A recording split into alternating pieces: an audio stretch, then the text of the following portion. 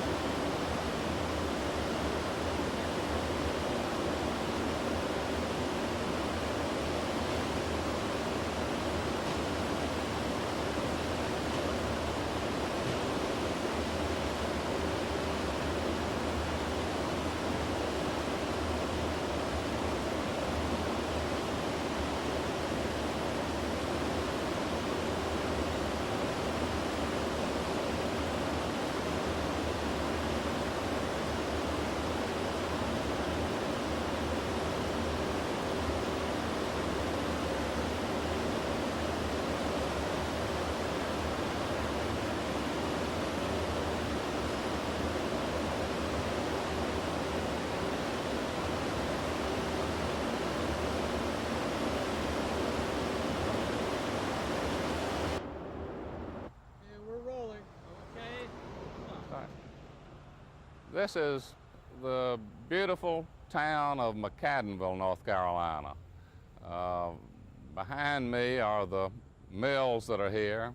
The town is noted for these mills. Today, though, a lot of people remember McCaddenville as Christmastown, USA. Sorry. Rolling. This is beautiful McCaddenville, North Carolina. McCaddenville is a historic textile mill town, and right behind us are three of the plants that you can see. The first one was built in 1881 by Colonel R.Y. McCadden. Colonel McCadden was a Charlotte banker and a railroad pioneer that helped put together the present-day Southern Railway system, and he built these mills here in 1881. The second mill was built a few years later, about 1884, and the one directly behind, the furthest behind, was about 1901. At the time the mills were built, my grandfather, George Washington Ragan, had the first store associated with this historic town, and it was owned partly by Colonel McCadden's two sons, Ben McCadden and George McCadden, and George Ragan owned the other part of it and was the active manager. It was a large store and not only served the trade of the mills and the employees, but it served the trade for this entire area and was perhaps the largest store in the area. It drew people not only from Gaston County, but from York County and Mecklenburg County. The mills were very historic. It was the first really fine mill in the county. If you can see, most of it was of good brick construction. A village was built with it. It was the first electrically lighted mill in the United States. It was powered by an Edison generator, number 31, and that generator is still here at McCaddenville and owned by the mills, of course not used at this time. The mill was run by water power, and my grandfather would tell the story many times of how people came to McCaddenville, particularly at night, to see the mill lit up, because it was a beautiful sight, and they called it light in a bottle. They would just come to see the village, and there was a lot of traffic that occurred here because of the textile mills and the nearby town of Lowell and the nearby mill of Woodlawn. So this had become a very progressive business community. The mills prospered and provided employment here, and George Gray, another of the textile pioneers, was the superintendent of the first mill here, and the story that I've always heard is the combination of Gray and Ragan in the textile industry started here at McCaddenville, that each evening, or many evenings, when Gray was through with his work at the textile mill, he would come to the McCadden and Ragan store, and he and my grandfather would talk hour upon hour about the textile industry and think of the day when they would have enough money saved up to go into the industry themselves. They saw what was happening here at McCaddenville. It was prosperous. It was making Colonel McCadden a lot of money.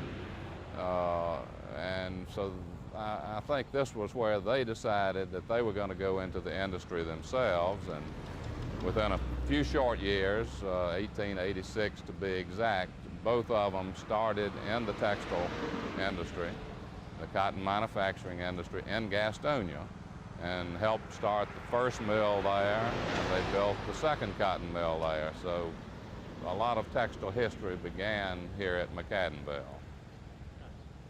Very nice.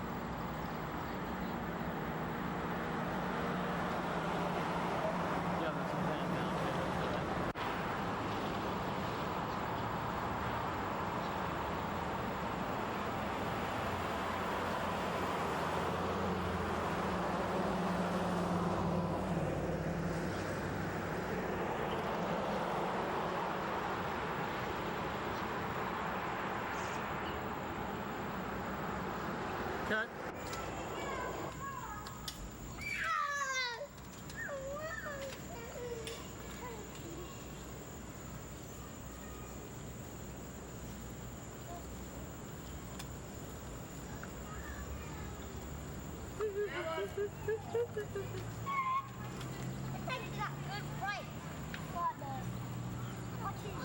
They see that thing swim off right.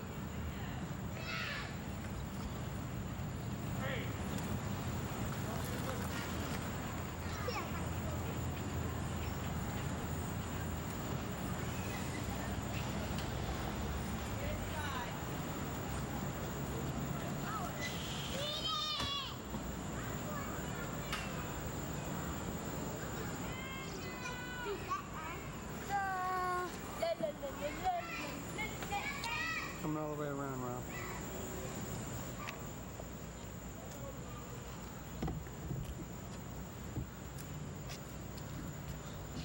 That's all right. Let's start over here. No big deal. Can you get through that cone there?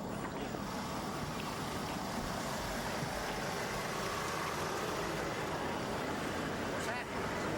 Thank you. Yeah, what's happening? We're just making some seed. How long? 38 years. Good Lord.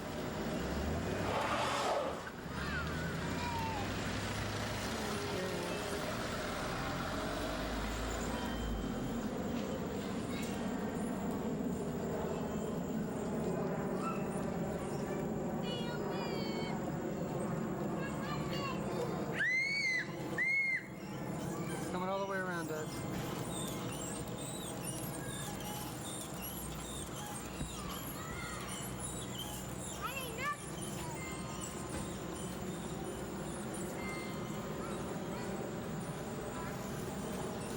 Coming around.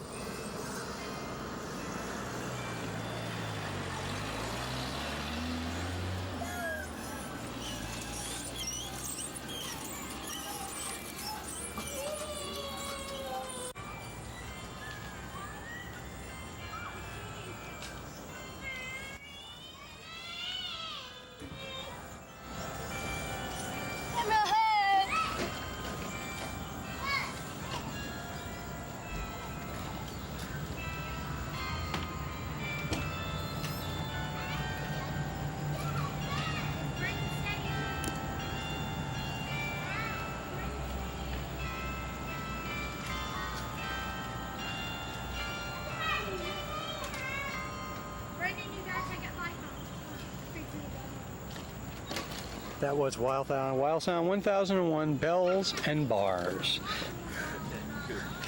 And kids. Okay, Woody. Show us your pictures and tell us about them. Well, this first picture here that I have you seeing is when I was about 6 years old, and I lived at the end of the South Point Road, which is south of Belmont.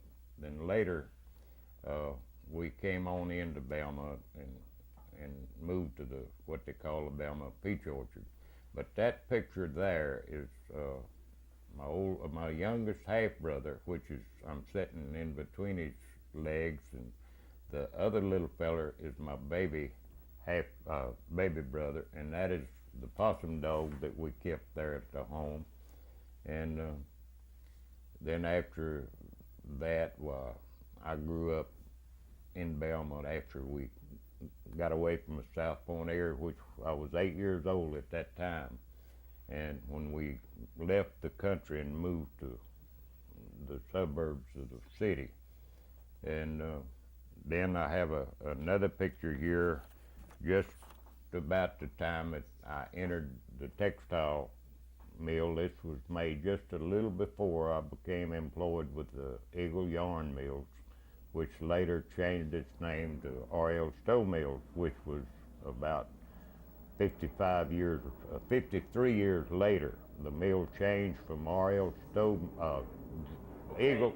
Cut just a minute. All right, I'm going to show you a picture of when I was a small boy, six years old. And that man behind me is my youngest half brother, And the little boy sitting beside of him is my full brother. That was the baby of the family, and that was the last one of the family. But that one in between the older person's legs is Woodrow. That's when I was only 6 years old. But then I can show you another picture when I became a teenager, right before I became employed with the Eagle Yarn Mills, which was April the 21st, 1935.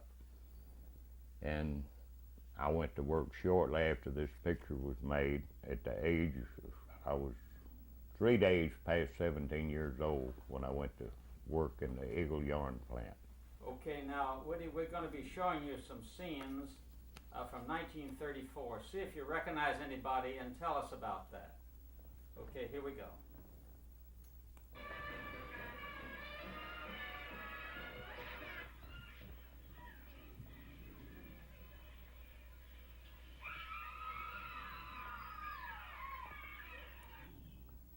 They're moving a little fast, but so far I don't recognize any of the people that's in the parade.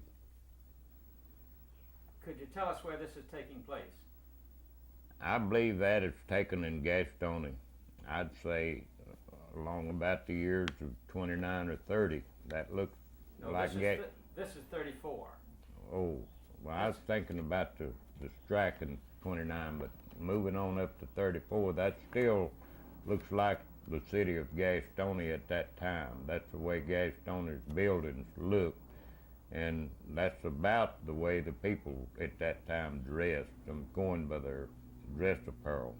Would you know where that is, the streets? Well, I couldn't definitely identify the street it's on. It could be Franklin, or it could be Main Street, but it looks more like Main Street than it does Franklin. I couldn't possibly identify the street, but I would say by the picture that it is Main Street in Gastonia. That's the appearance that Gastonia had the first time I was ever up there, in the way the textiles was operating at that particular time. That's the appearance that Gastonia had to me at that particular time, because I was a real young boy whenever Gastonia looked something similar to that. Now, this happened on Labor Day in 1934. If you went downtown, tell us about it and see if did you see this parade?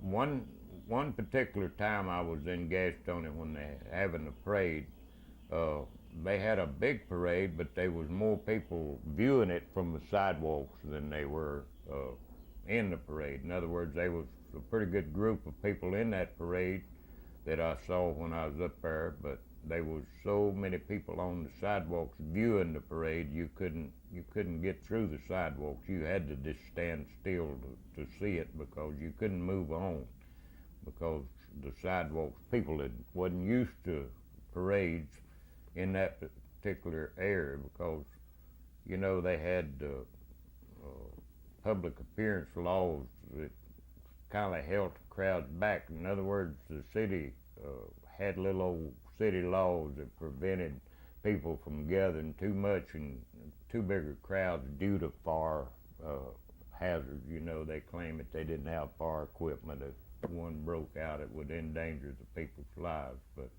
you know, now that later years, well, all that's disappeared, and they have equipment to handle the crowds. And at that time they didn't, because they were short of equipment, because they didn't buy the mechanized equipment back in that they have now, because it was horse-drawn equipment.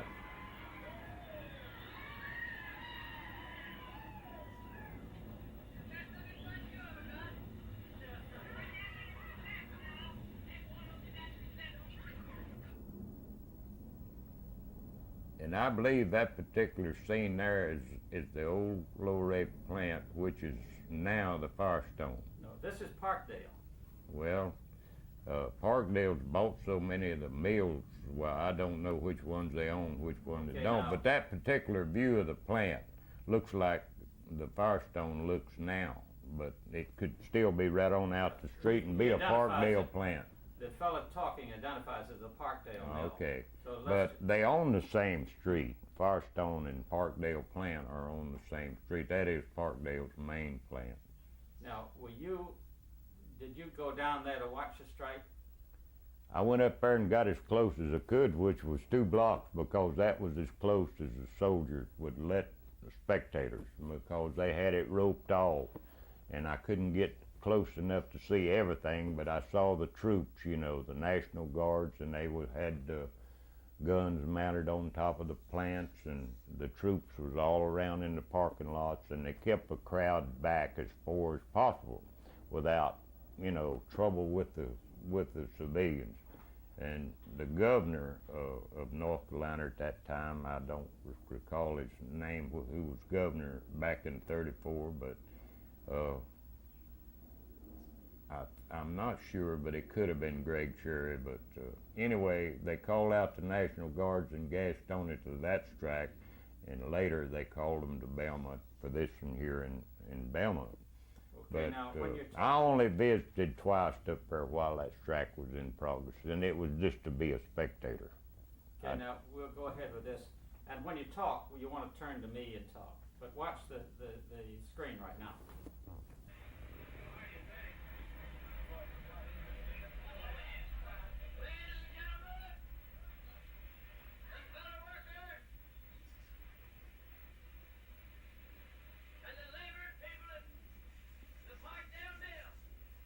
That speaker's not Beale, is it? Is that speaker supposed to be Floyd Beale? No.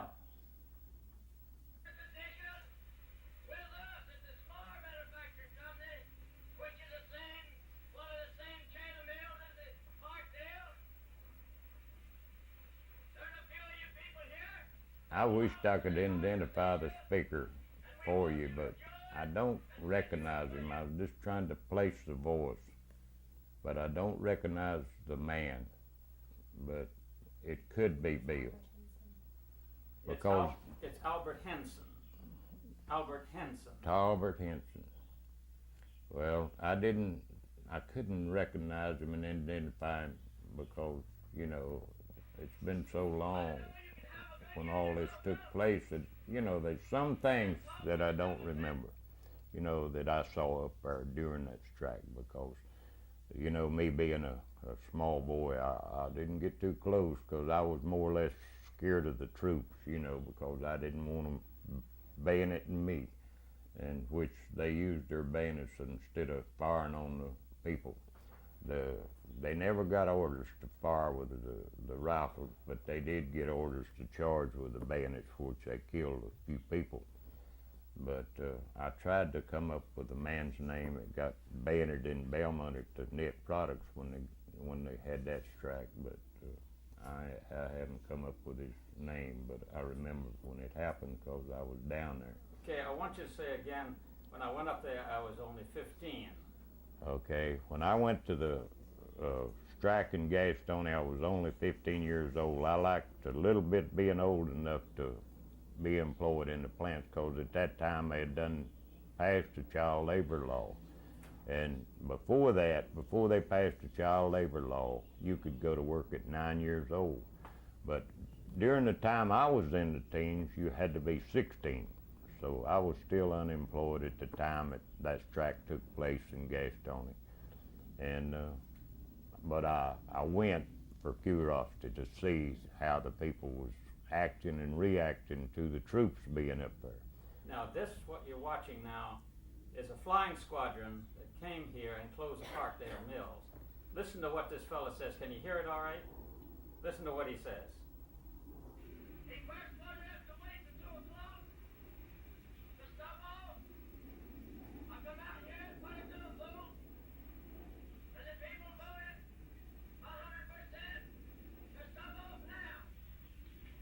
I can understand most of his words, yes, sir.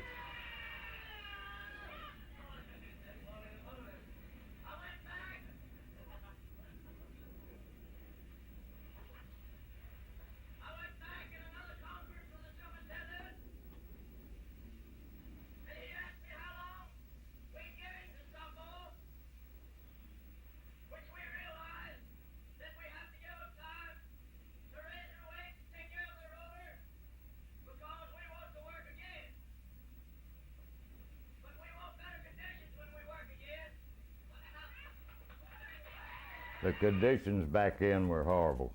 I'll have to admit that. The people just didn't make enough money to hardly live. In other words, the wages were so low that it was hard to live and work in a textile plant. Now, what did you earn when you first went in the textile plant? When I first went to work down here at the Eagle Yarn Mills, I was making $3.25 a week for 40 hours.